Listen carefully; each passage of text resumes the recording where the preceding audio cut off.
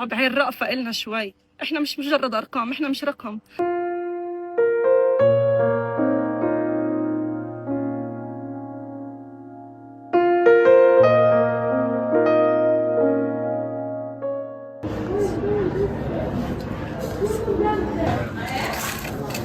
শিশুরা কাঁদছে শুধু পানি চেয়ে, খাদ্য না পেলেই তাদের চলছে শেষ নিঃশ্বাস। এগুলো সংখ্যা নয়, জীবনের গল্প। হাসপাতাল স্টাফরাও ক্ষুধায় অসুস্থ হয়ে পড়ছেন, কেউ কেউ কাজের সময় ল্যাম্পসে লুটিয়ে পড়ছেন। একই সংকটে তারা নিজেও মারাত্মক অবস্থায় দিন পার করছেন। যে শিশুরা শৈশবে হেসে ওঠার কথা, আজ তারা কাঁদে ক্ষুধায়। ৮ মাস ধরে অবরুদ্ধ গাজা, খাদ্য, পানি ও চিকিৎসার ভয়াবহ সংকট চলছে সেখানে, আর এতে শিশুরা সবচেয়ে বেশি ক্ষতিগ্রস্ত। জাতিসংঘের খাদ্য সহায়তা কর্মসূচি সতর্ক করে বলেছে, ফিলিস্তিনের গাজা উপত্যকায় প্রতি ৩ জনের একজন না খেয়ে দিন পার করছেন। তারা বলছে পুষ্টিহীনতা বাড়ছে।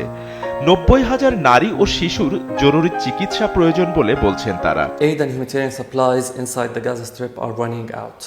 UNICEF has already ran out of preventive nutritional supplies, and now we are facing a dire situation that we are running out of therapeutic.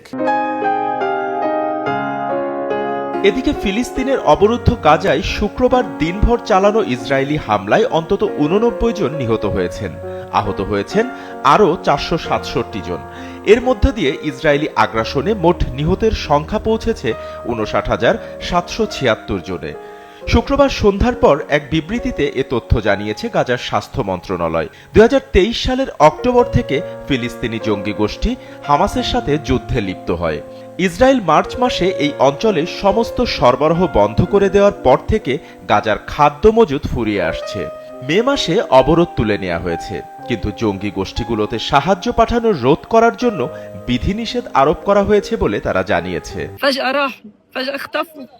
راحوا معلمهم من المكان. حسبي الله ونعم الوكيل.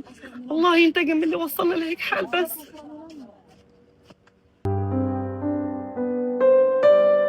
গাজার পথে পথে ক্ষুধার্ত মানুষ অজ্ঞান হয়ে পড়ছে, বৃদ্ধ ও শিশুদের পথে ঘাটে মরে থাকার নজির মিলছে।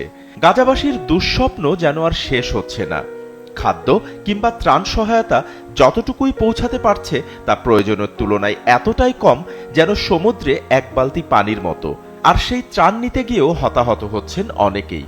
গাজায় চলতি সপ্তাহে অনাহারের সতর্কতা আরও জোরদার হয়েছে। শুক্রবার অপুষ্টিতে ভোগা আরও ৯ জন মারা গেছে বলে জানিয়েছে হামাস পরিচালিত স্বাস্থ্য মন্ত্রণালয়। এ নিয়ে অনাহারে মৃত্যুর সংখ্যা ১২২ জনে পৌঁছেছে। গাজার সব সরবরাহ প্রবেশ পথের নিয়ন্ত্রণে থাকা ইসরায়েল বলছে, সাহায্য নেয়ার ক্ষেত্রে কোনো বিধিনিষেধ নেই। তারা অপুষ্টির জন্য হামাসকেই দায়ী করছে। এদিকে স্থানীয় সময় শুক্রবার হোয়াইট হাউসে সাংবাদিকদের সঙ্গে আলাপকালে আমেরিকার প্রেসিডেন্ট ট্রাম্প জানিয়েছেন, ফিলিস্তিনি সশস্ত্র গোষ্ঠী হামাসই গাজায় যুদ্ধবিরতি চায় না। তিনি বলেন, কারণ তারা ভয় পাচ্ছে সব ইসরায়েলি জিম্মিকে ছেড়ে দিলে পরে তাদের কি হবে সেই পরিণতি ভেবে। Hamas didn't really want to make a deal. I think they want to die, and it's very, very bad. And it got to be to a point where you're going to have to finish the job. They really they asked for things. Don't forget, we got a lot of hostages out.